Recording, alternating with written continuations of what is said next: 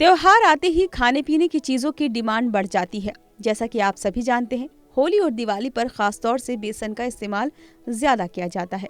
और होली आ रही है तो उसमें आप पकौड़े बनाएंगे, बेसन का इस्तेमाल कई खानों के तौर पर करेंगे।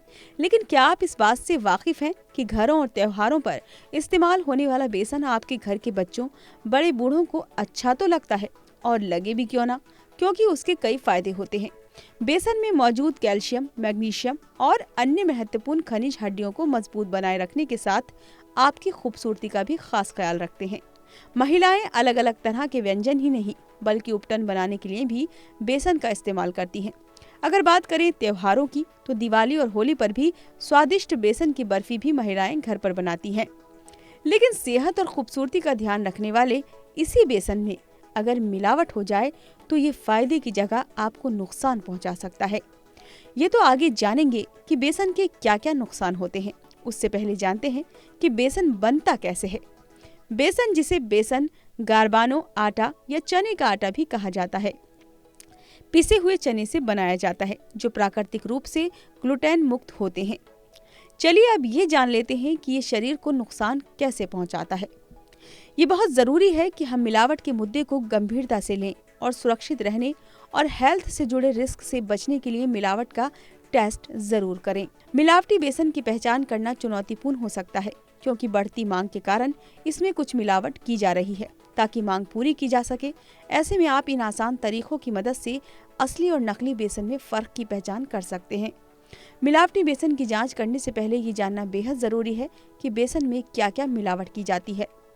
कई जानकारों के मुताबिक बेसन में मक्के का आटा भी मिलाकर बेचा जाता है। इसमें खेसारी का आटा भी कई बार मिलते देखा गया है। इसके अलावा गेहूं के आटे में कृत्रिम रंग मिलाकर बेसन में मिलाया जाता है। ऐसे में कई बार असली बेसन की पहचान करना बेहद मुश्किल लगता है, लेकिन इन आसान तरीकों की मदद से आप असली और नकली बेसन का फर्क पहचान सकते हैं। अब जैसे हम यहाँ आपको बता रहे हैं, ठीक उसी तरह आप मिलावटी बेसन की पहचान करें।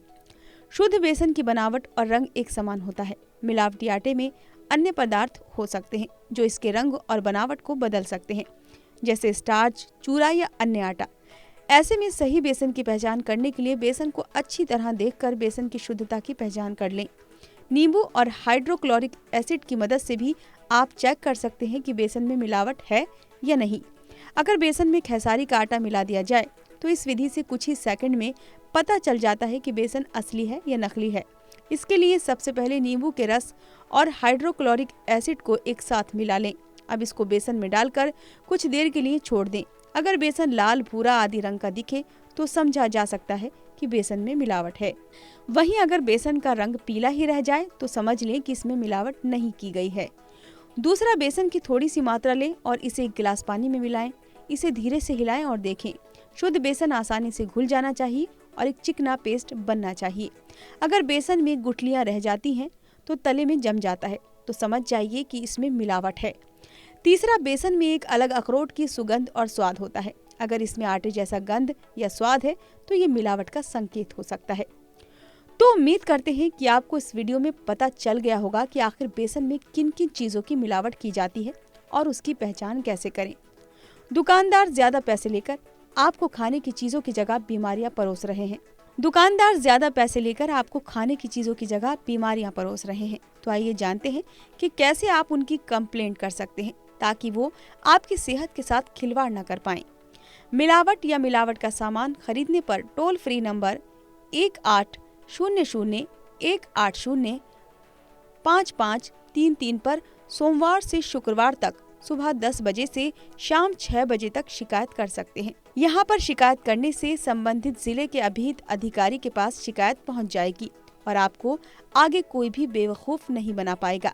अगर आपको किसी और पदार्थ में मिलावट की पहचान के बारे में जानना है तो हमें कमेंट ज़रूर करें।